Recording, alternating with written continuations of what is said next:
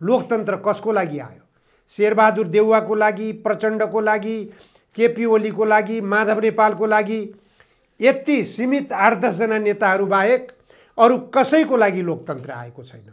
देशको अवस्था यस्तो भइरहेको छ कि आत्महत्या गर कि हातमा खुकुरी बोकेर, तरवार बोकेर, बन्दुक बोकेर हिँड। अब त्यो बाहेक विकल्प छैन। जतिसुकै चिच्याए पनि तिम्रो आवाज सुन्नेवाला छैनन्। प्रचण्डलाई भेट्ने कसरी हो? प्रचण्डलाई भेट्नको निम्ति खुकुरी नचाउनु पर्यो, तरवार नचाउनु पर्यो कि जिउमा आगो लगाउनु पर्यो? पूर्व प्रधानमन्त्री डाक्टर बाबुराम भट्टराईले आफ्नो ट्विटरमा लेखिरहनु भएको छ, हामी गणतन्त्रको मलामी हुनुपर्ने अवस्थामा पुग्दैछौँ। अनि प्रधानमन्त्रीसँग देशका समस्याहरू जानकारी गराउन एउटा पत्रकारले भेट गर्न खोज्छ र कुनै व्यापारी मार्फत उनीसँग कुरा पुर्याउनुपर्छ भने त्यस्ता व्यापारीका दलाल नेताहरूसँग भेट्नै पर्ने के आवश्यकता भयो? हात हालेका जति पनि भ्रष्टाचार विरुद्धका गतिविधिहरू छन्, ती सबै गतिविधिहरूमा भ्रष्टाचारीहरूलाई नै बचाउने काम किन गरिरहनु भएको छ?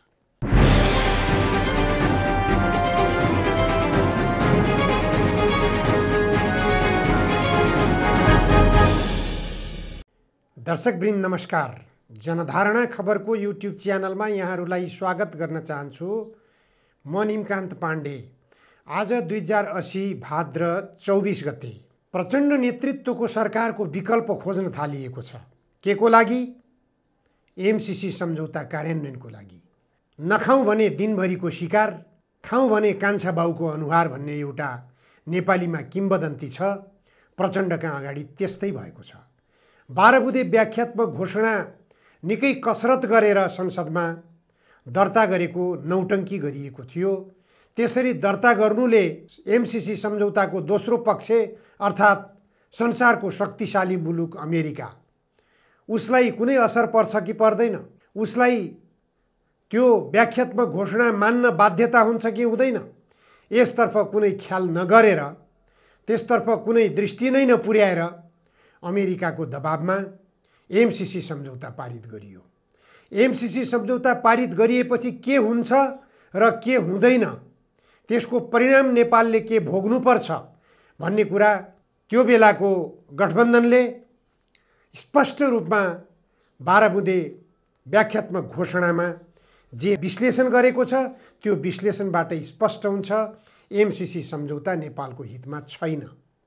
नेपालको हितमा नहुँदै पनि एमसीसी सम्झौतालाई स्वीकार गर्न, संसदबाट अनुमोदन गर्न नेपालका राजनीतिक दलका नेताहरू किन बाध्य भए, किन घिसारिए? यो सबैभन्दा महत्त्वपूर्ण पक्ष हो।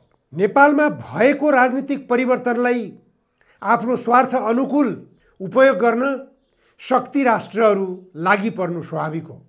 चाहे छिमेकी देश भारत भनौँ, छिमेकी देश चीन भनौँ, अथवा अलि टाढाका देश अमेरिका, युरोपियन मुलुकहरू नेपालबाट विभिन्न खालको लाभ हासिल गर्न खोजिरहेका छन्।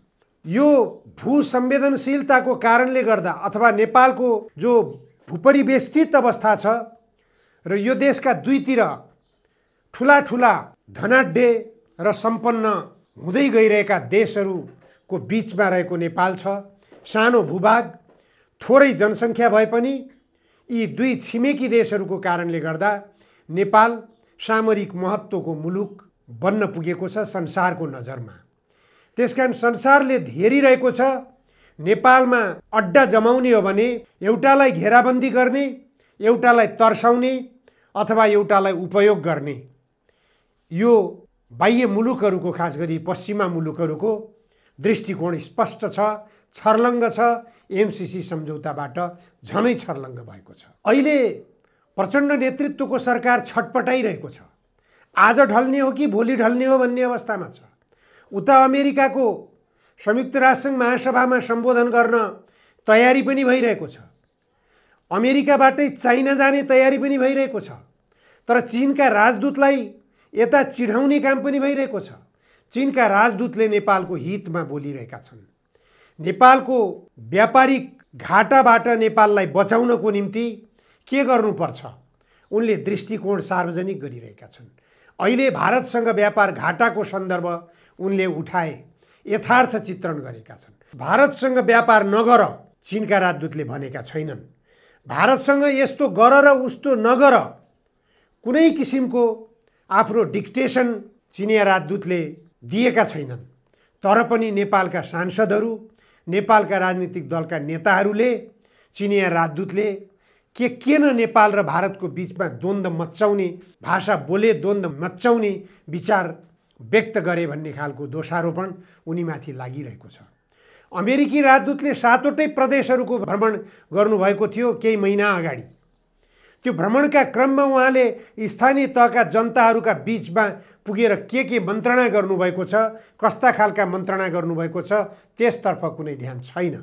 नेपालको संसद कति कमजोर अवस्थामा रहिरहेको छ भन्ने कुरा यहीबाट पनि स्पष्ट हुन्छ।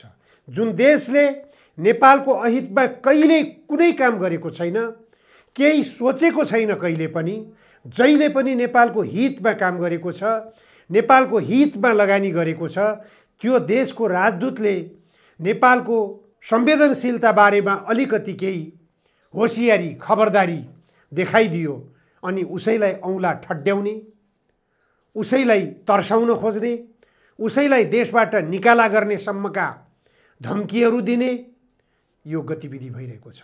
भारतीय राजदूतले के गरिरहेका हुन्छन् हामीले देखिरहेका छौँ। तर त्यसतर्फ सांसदहरू बोल्दैनन्। भृकुटी मण्डप स्थित रिपोर्टर्स क्लबमा नेपाली काङ्ग्रेसका नेता महेन्द्र यादवमाथि खुकुरी प्रहार हुनुभन्दा पहिले उहाँले के बोल्नुभएको थियो? उहाँले बोल्नुपर्ने कुरा बोल्नुभएको थियो कि थिएन? भारत र चीन बीचको सवालमा उहाँले के कुरा बोल्नुभयो? नेपालमा आइरहेको अमेरिकी एमसिसी बारेमा के कुरा बोल्नुभयो? उहाँले नेपालको हितमा बोल्नुभयो कि नेपालको अहितमा बोल्नुभयो? त्यसरी एकजना श्रोताको रूपमा बसिरहेको व्यक्तिलाई उत्तेजित बनाउने गरिकन उहाँले नबोलिदिएको भए सम्भवतः त्यो खुकुरी प्रहार गर्ने हिम्मत र आवश्यकता त्यो व्यक्तिले गर्ने थिएन। तर देशको अवस्था यस्तो भइरहेको छ कि आत्महत्या गर कि हातमा खुकुरी बोकेर, तरवार बोकेर, बन्दुक बोकेर हिँड। अब त्यो बाहेक विकल्प छैन। जतिसुकै चिच्याए पनि तिम्रो आवाज सुन्नेवाला छैनन्। प्रधानमन्त्री प्रचण्डले हेल्लो सरकार किन चालु गरेको, किन सुचारू गरेको? त्यो हेल्लो सरकार के काम छ? त्यो हेल्लो सरकारको अनावश्यक रूपमा कर्मचारीहरूलाई राज्यको ढुकुटी खर्च गर्ने काम, जुन कुरो गुनासो गरिन्छ, जनताले जुन कुरा त्यहाँ पुर्याएका हुन्छन् त्यो कुराको सुनवाई नै हुँदैन।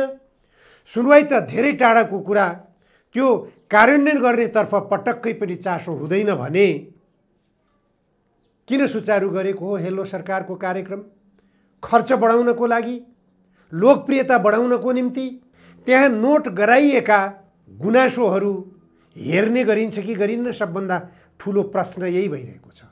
हेल्लो सरकारमा प्रत्यक्ष रूपमा प्रधानमन्त्रीले संवाद गर्नुहुन्छ।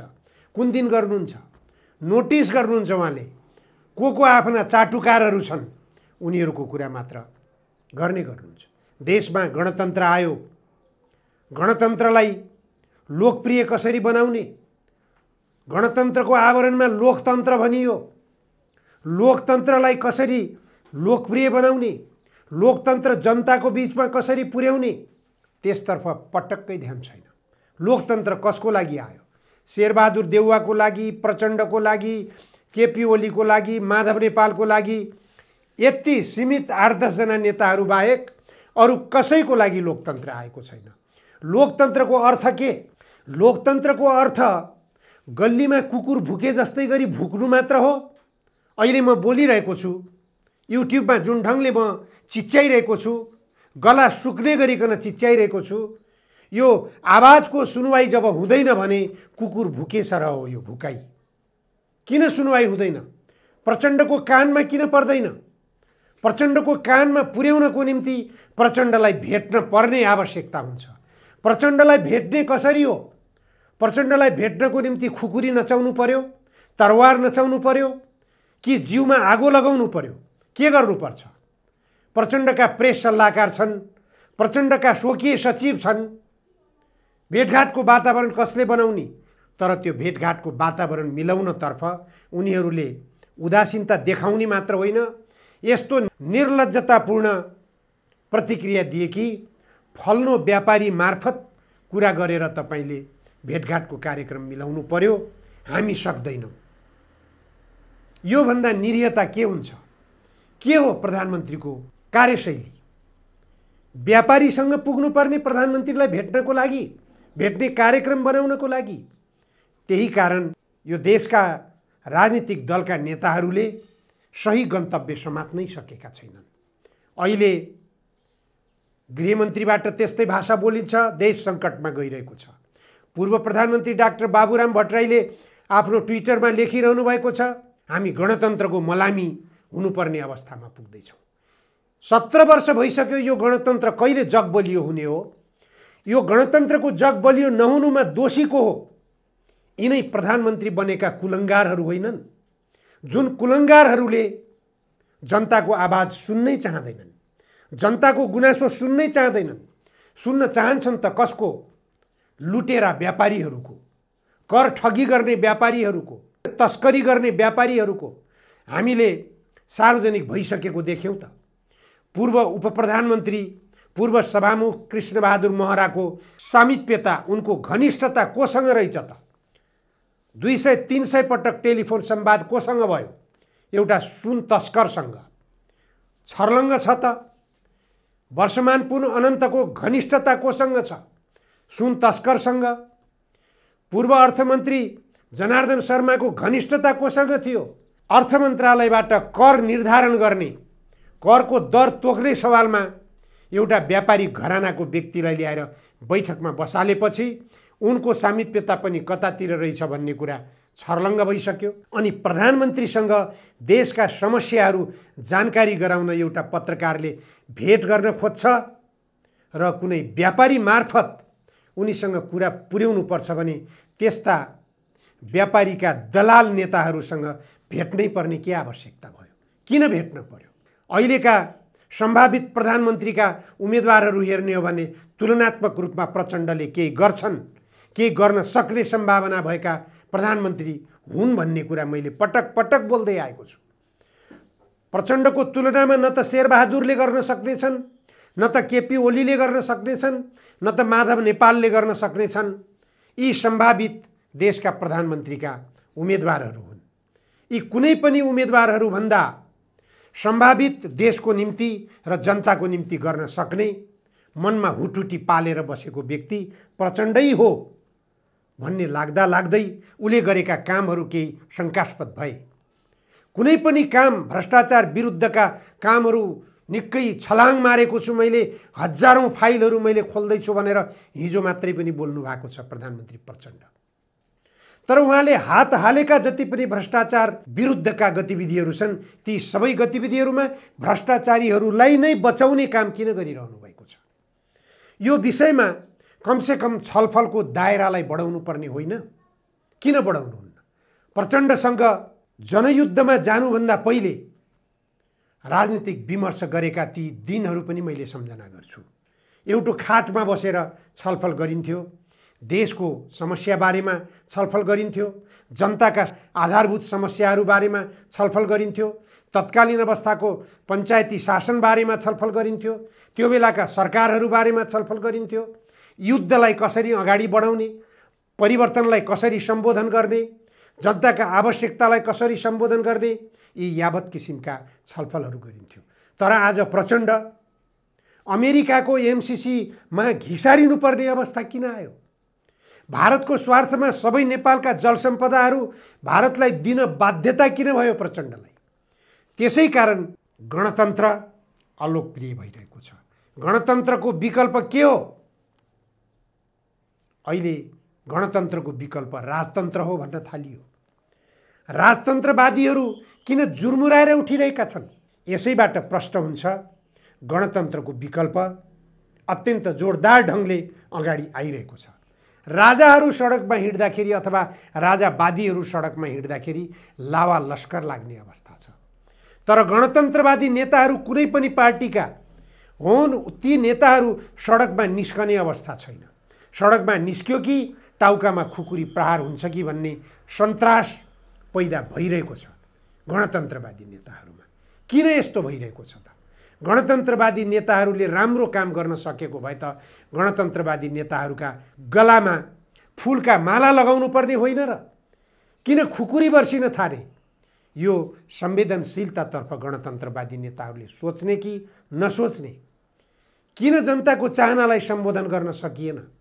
किन जनतालाई दिएको आश्वासनमा हामी पुग्न सकेनौँ? हामीले चुनावमा घोषणापत्र सार्वजनिक गर्यौँ। त्यो घोषणापत्रमा जनतालाई के आश्वासन बाँड्यौँ हामीले? ती आश्वासनहरू पुरा गर्नतर्फ हामी किन ध्यान पुर्याएनौँ? त्यसकारण पनि जनतामा निराशा उत्पन्न भइरहेको छ। जनतामा उत्पन्न भइरहेको निराशामा गणतन्त्र विरोधीहरूको कसैको दोष छैन, राजावादीहरूको दोष कहीँ पनि छैन। उनीहरू शक्तिहीन अवस्थामा छन्। तर गणतन्त्रवादीहरूको कमजोर कार्यशैलीले गर्दा, स्वार्थी कार्यशैलीले गर्दा, लम्पट कार्यशैलीले गर्दा, साम्राज्यवादीहरूको दलालीले गर्दा, विस्तारवादीहरूको दलालीले गर्दा गणतन्त्रको जग डगमगाउने अवस्थामा गइरहेको छ। राजतन्त्रवादीहरूको जग बलियो बन्दै गइरहेको छ। गणतन्त्रवादी राजनीतिक दलका नेताहरूले जनताका आवश्यकता के हुन् सम्बोधन गर्न सकिएन। अझै पनि लम्पसारै पर्ने विदेशी शक्ति राष्ट्रहरूकै सामु झुकिरहने, उनीहरूकै स्वार्थलाई मात्र प्राथमिकतामा राखेर अगाडि बढ्ने हो भने अब निकट केही दिनपछि एसपीपी पनि कार्यान्वयनमा लानुपर्नेछ। एसपीपी कार्यान्वयनमा लान थालियो भने आज जनताका खुकुरी जुन नेताहरूका गर्दनमा बर्सिरहेका छन्, भोलि शक्ति राष्ट्रका पुलिसहरूका बुट पनि तपाईहरूका छातीमा बर्सनेछन्। त्यो सबभन्दा पहिले गणतन्त्रवादी नेताहरूका छातीमा बर्सिनेछन्। यसतर्फ हेक्का राख्न जरुरी छ। गणतन्त्रवादी नेताहरूले आफूलाई सच्याउन नसक्ने हो भने विदेशी साम्राज्यवादीहरूले नेपाली जनताका छातीमा मात्र होइन, नेताहरूकै छातीमा पनि बुट बजार्ने बेला आइसकेको छ। नेताहरूले आफूलाई सच्याउने कसरी? सच्याउनको निम्ति जनताका आवश्यकता के हुन्? जनताका आवश्यकता संविधानको प्रस्तावनामा प्रष्ट लेखिएको छ। संविधानको प्रस्तावना हो गन्तव्य समाजवाद। अमेरिकाको एमसीसीले गन्तव्य समाजवादको बाटो निर्धारण गर्छ कि गर्दैन? नागरिकता विधेयक भारतको स्वार्थमा पारित गरियो। त्यो नागरिकता विधेयकले गन्तव्य समाजवादको यात्रा तय गर्छ कि गर्दैन? त्यसकारण गन्तव्य समाजवादको बाटो पछ्याउनको निम्ति विकल्प सोच्न जरुरी छ। विकल्प के हो? विकल्पको रूपमा स्पष्ट रूपमा आइसकेको छ। अब यो संसदीय व्यवस्था अफाप सिद्ध भइसक्यो। संसदभित्रबाट प्रधानमन्त्री निर्वाचन गर्ने पद्धतिले स्थिर सरकार दिन सकेन। न्यूनतम 5 वर्ष पनि सरकार स्थिर बन्न नसक्ने अवस्था भएपछि देश अस्थिरतातर्फ जानु स्वाभाविक भयो। देश अस्थिरतातर्फ जानु भनेको देशले विकासको गति समात्न सक्दैन र देशले संविधानको प्रस्तावनामा निर्धारण गरिएको गन्तव्य समाजवादको गन्तव्य पनि छोप्न सक्दैन। त्यसकारण प्रत्यक्ष राष्ट्रपतिको निर्वाचन, जसले न्यूनतम पनि 5 वर्षको सरकारको ग्यारेन्टी गरोस्। 5 वर्षसम्म सरकारको स्थिरता हुने हो भने त्यो सरकारले कमसेकम 5 वर्षभित्र देशलाई काया पलट हुने खालका योजनाहरू तर्जुमा गर्न सक्छ। अहिले प्रचण्डको सरकार आज ढल्ने हो कि भोलि ढल्ने हो, यो अवस्था कसले सिर्जना गर्यो? संसदीय व्यवस्थाले हो कि होइन? अहिलेको जो प्रधानमन्त्रीको निर्वाचन प्रणाली छ, यो निर्वाचन प्रणालीले हो कि होइन? कोशी प्रदेशको घटनालाई हेरौँ हामी। तेस्रो पटक मुख्यमन्त्रीको निर्वाचन भइसक्यो, तर अझ पनि तेस्रो पटक सर्वोच्च अदालतको परमादेशबाट भएको छ। सर्वोच्च अदालतको परमादेश संविधान विपरीतको आदेश हो भन्ने कुरा हिजो प्रमुख प्रतिपक्षी दलको नेता केपी ओलीले बोल्दै गर्नुभयो। तर आज केपी ओली नेतृत्वको पार्टीको नेता कोशी प्रदेशको मुख्यमन्त्रीमा परमादेशबाट नियुक्त हुनु पाएपछि केपी ओलीलाई पनि संविधान मिचेर अगाडि बढ्न खुसी भयो। यसरी सबै राजनीतिक दलका नेताहरू जसले 8 वर्ष समय लगाएर संविधान निर्माण गर्नुभयो, यो संविधान विपरीत तपाईहरू चलिरहनु भएको छ। चाहे गन्तव्य समाजवादको सवालमा भनौँ, चाहे प्रधानमन्त्री र मुख्यमन्त्री नियुक्ति गर्ने सवालमा अदालतको परमादेशको प्रक्रियामा प्रवेश गर्नुको कारणले भनौँ, त्यसकारण पनि देशमा निर्वाचन प्रणालीको विकल्प चाहिएको छ। निर्वाचन प्रणाली भनेको प्रत्यक्ष निर्वाचन प्रणाली हो। देशमा निश्चित रूपमा शासकीय प्रणालीमा परिवर्तन चाहिएको छ। शासकीय प्रणालीमा यसकारण परिवर्तन चाहिएको छ कि देशमा स्थिर सरकार बन्न सकेन। अहिलेको निर्वाचन प्रणालीले संसदको 5 वर्ष आयु पनि पुरा हुन दिएन। संसदको आयु न्यूनतम 5 वर्ष हो। यो 5 वर्षको आयु पनि संसदले पुरा गर्न नसक्नुको कारण यही निर्वाचन प्रणाली हो। त्यसकारण निर्वाचन प्रणाली, शासकीय प्रणाली परिवर्तन गर्न जरुरी छ। त्यसैगरी उत्पादन प्रणालीमा आएका समस्याहरू, जो समस्याले गर्दा देश खाद्यान्न सङ्कटमा फसिरहेको छ, बाहिरबाट खाद्यान्न आयात गर्नुपर्ने अवस्था छ, खुर्सानी समेत बाहिरबाट आयात गर्नु परिरहेको छ भनेपछि हरेक खाद्यान्न, कुनै पनि वस्तु बाहिरबाट आयात गर्नुपर्ने छ। देशभित्र हाम्रो आत्मनिर्भरताको बाटो छँदै छैन। त्यसकारण देशलाई कृषिमा आत्मनिर्भर बनाउनको निम्ति, कृषि उत्पादनमा आत्मनिर्भर बनाउनको निम्ति उत्पादन प्रणालीमा व्यापक सुधार गर्न जरुरी छ। होइन भने जो वस्तु नेपालमा उत्पादन गर्न सकिन्छ त्यो वस्तु बाहिरबाट आयात नगरौँ। उत्पादन प्रणालीमा सुधार भनेको यो हो। त्यसकारण शासकीय प्रणाली, निर्वाचन प्रणाली, उत्पादन प्रणाली, यी तीनवटै प्रणालीहरूमा व्यापक सुधार नगरिएसम्म हामी संविधानले प्रस्तावनामा देखाएको गन्तव्य समाजवादको बाटोमा जान सक्दैनौँ। चाहे जुनसुकै व्यक्तिलाई यो देशको प्रधानमन्त्री बनाएर राखिदिए पनि विदेशीहरूको दलाली गर्नै पर्ने बाध्यताबाट त्यो प्रधानमन्त्रीले उन्मुक्ति पाउने छैन। अहिले प्रचण्डको ठाउँमा केपी ओलीलाई ल्याए पनि, प्रचण्डको ठाउँमा शेरबहादुर देउवालाई ल्याए पनि, प्रचण्डको ठाउँमा माधव कुमारलाई ल्याए पनि कसैले यो देशको समस्या समाधान गर्न सक्ने अवस्था रहने छैन। आगे राजनीतिक दलका नेताहरूलाई चेतना भया। हस्, आजलाई यति मात्र। धन्यवाद। नमस्कार।